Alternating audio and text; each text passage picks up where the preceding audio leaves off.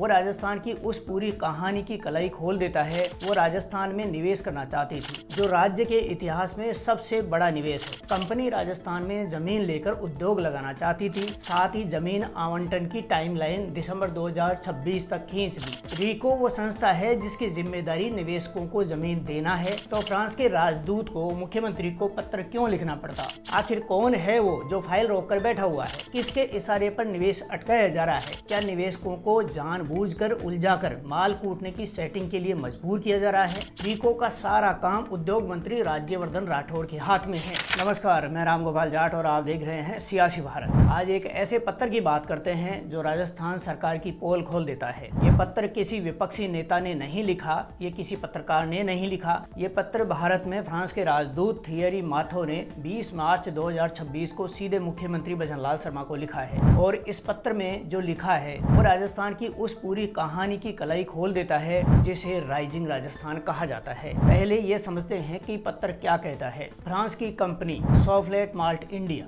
जो माल्ट उद्योग की दुनिया की अग्रणी कंपनी है, वो राजस्थान में निवेश करना चाहती थी। Rising Rajasthan global investment summit 2024 में 35 लाख करोड़ के एमओयू हुए थे, जो राज्य के इतिहास में सबसे बड़ा निवेश है। इसी समिट में सॉफ्टलेट माल्ट इंडिया ने भी राजस्थान में निवेश का एमओयू किया। मुख्यमंत्री से मुलाकात हुई, सकारात्मक बातें हुई, सहमति बनी। कंपनी राजस्थान में जमीन लेकर उद्योग लगाना चाहती थी, लेकिन और यही वो लेकिन है जो सब कुछ बदल देता है। रिको यानी राजस्थान राज्य औद्योगिक विकास एवं निवेश निगम ने उस कंपनी को जमीन नहीं दी, और जो जमीन देने की बात की तो उसकी कीमत सब्सटेंटली हायर यानी बहुत ज्यादा बताई, जो पहले की बातचीत से मेल नहीं खाती है। साथ ही जमीन आवंटन की टाइमलाइन दिसंबर 2026 तक खींच दी, यानी करीब 1 साल और इंतजार करो। फ्रांस के राजदूत माथो ने साफ लिखा है कि these conditions place the project at serious risk, यानी इस हालात में प्रोजेक्ट खतरे में है।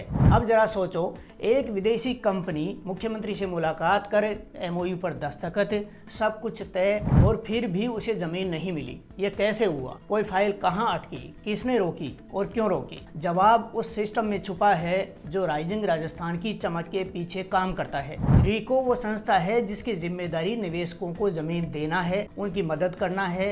यही रिको आज निवेशकों की सबसे बड़ी रुकावट बन गई है। राजस्थान ने राज निवेश प्लेटफॉर्म बनाया, सिंगल विंडो सिस्टम बनाया, रिप्स 2024 की घोषणा की और कहा कि निवेश प्रक्रिया को डिजिटलाइज करके सिंप्लीफाई किया गया है। लेकिन अगर सिंगल विंडो सिस्टम होता तो फ्रांस के राजदूत को मुख्यमंत्री को पत्र क्यों लिखना पड़ता? अगर फाइल अटक रही है, जमीन नहीं मिल रही है, कीमत बदल रही है, तो सिंगल विंडो सिस्टम किस काम का है? कांग्रेस अध्यक्ष गोविंद सिंह डोटासरा ने सीधा सवाल पूछा, आखिर कौन है वो जो फाइल रोककर बैठा हुआ है? किसके इशारे पर निवेश अटकाया जा रहा है? क्या निवेशकों को जानबूझकर उलझाकर माल कूटने की सेटिंग के लिए मजबूर किया जा रहा है? और नेता प्रतिपक्ष टीकाराम जूली ने कहा कि राइजिंग राजस्थान असल में जोक ऑफ राजस्थान बन गया है। ये सिर्फ राजनीतिक बयानबाजी नहीं है, ये फ्रांस के राजदूत के पत्र से पुष्टि हो चुकी सच्चाई है। रिको का सारा काम उद्योग मंत्री राज्यवर्धन राठौड़ के हाथ में है, यानी जमीन किसे देनी है, किसे नहीं देनी है, कहाँ देनी है, कितनी देनी है, कब देनी है, कितनी दरों पर देनी है, ये काम उद्योग विभाग के मंत्री राज्यवर्धन सिंह राठौड़ तय करते हैं। अब आप समझ ही गए होंगे कि फ्रांस वाली कंपनी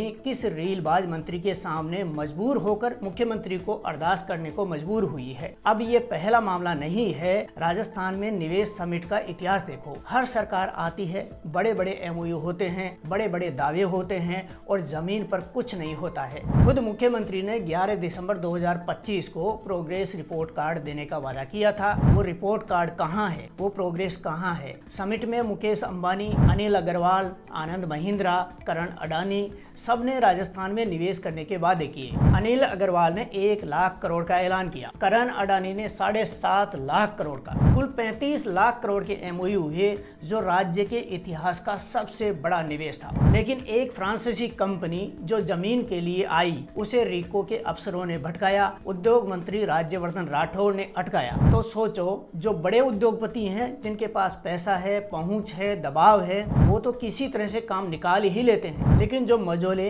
और छोटे निवेशक हैं, जो विदेशी कंपनियां हैं जिनका भारत में कोई नेटवर्क नहीं है, वो कहां जाएंगे। इस बार फिर से मैं कह रहा हूं कि हम कभी एक तरफा बात नहीं करते हैं, इसलिए राजस्थान सरकार का पक्ष भी जानना जरूरी है। राजस्थान सरकार के मंत्री के विश्नोई ने बयान जारी करते हुए कहा कि सॉफ्टलेट मार्ट के प्रकरण को लेकर किया जा रहा भ्रम वास्तविक तथ्यों से परे है। कंपनी द्वारा जुलाई 2025 में एमओयू करने के बाद अगस्त 2025 में बूंदी जिले में भूमि दिखाई गई। बूंदी में कंपनी को जमीन पसंद नहीं आने पर अक्टूबर में कोटा में जमीन देखने को कहा गया। कंपनी द्वारा 20 फरवरी 2026 को कोटा में विकसित भूमि आवंटन हेतु रिको को अनुरोध किया गया। फिर 9 मार्च 2026 को अपनी मांग बदलते हुए अर्ध विकसित भूमि की मांग की गई। विकसित एवं अर्ध विकसित भूमि की दरों में अंतर होता है। राजस्थान सरकार एवं रिको द्वारा संपूर्ण प्रक्रिया के दौरान कंपनी के साथ निरंतर कम्युनिकेशन से नियमानुसार मल्टी ऑप्शनल लैंड उपलब्ध करवाई गई। शनिवार को हुई वीसी में कंपनी द्वारा सरकार को कहा गया कि उसके द्वारा आगामी सप्ताह में रिको से अतिरिक्त जानकारी प्राप्त करने के लिए लेटर लिखा जाएगा, जिसके बाद कंपनी उचित समझे गए विकल्प पर निर्णय लेके इस बारे में रिको को अवगत करवाएगी। इस प्रकार प्रकरण में रिको या सरकार के स्तर पर नहीं बल्कि निर्णय कंपनी के स्तर पर लंबित है।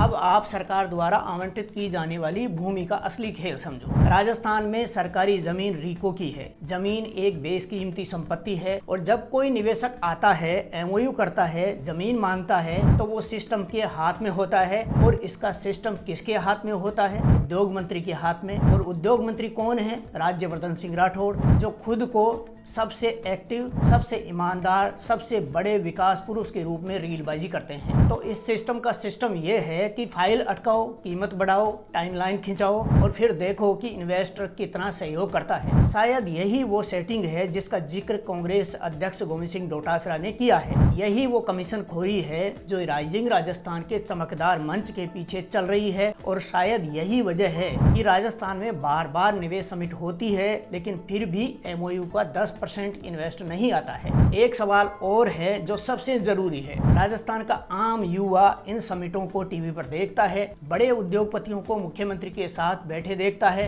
लाखों करोड़ के एमओयू के आंकड़े सुनता है और सोचता है कि शायद अब नौकरी मिलेगी, शायद अब उद्योग आएगा, शायद अब गांव के पास कोई फैक्ट्री खुलेगी। लेकिन जब रिको के मंत्री और अफसर फाइल रोककर बैठे हो, जमीन की कीमत दोगुनी कर दें और विदेशी निवेशक को भटकाएं, तो युवा का सपना भी उसी फाइल में दब जाता है। दोस्तों, 20 मार्च 2026 को लिखा गया फ्रांस के राजदूत का ये पत्र सिर्फ एक कंपनी की शिकायत नहीं है, ये उस पूरे सिस्टम की पोल खोलता है जो ये राइजिंग राजस्थान के नाम पर वाहवाही लूट रहा है और निवेशकों को भटकाकर राजस्थान की जमीन की बंदरबांट कर रहा है। राजस्थान सरकार ने कहा था कि एमओयू को फुल फोर्स से इम्प्लीमेंट किया जाएगा। तो हे सरकार, उद्योग मंत्री राज्यवर्धन राठौड़ और रिको के उन अफसरों का क्या जो फुल फोर्स से निवेश रोक रहे हैं, उनके खिलाफ कब एक्शन होगा? और राजस्थान का वो युवा जो रोजगार का इंतजार कर रहा है, उसको जवाब कब मिलेगा?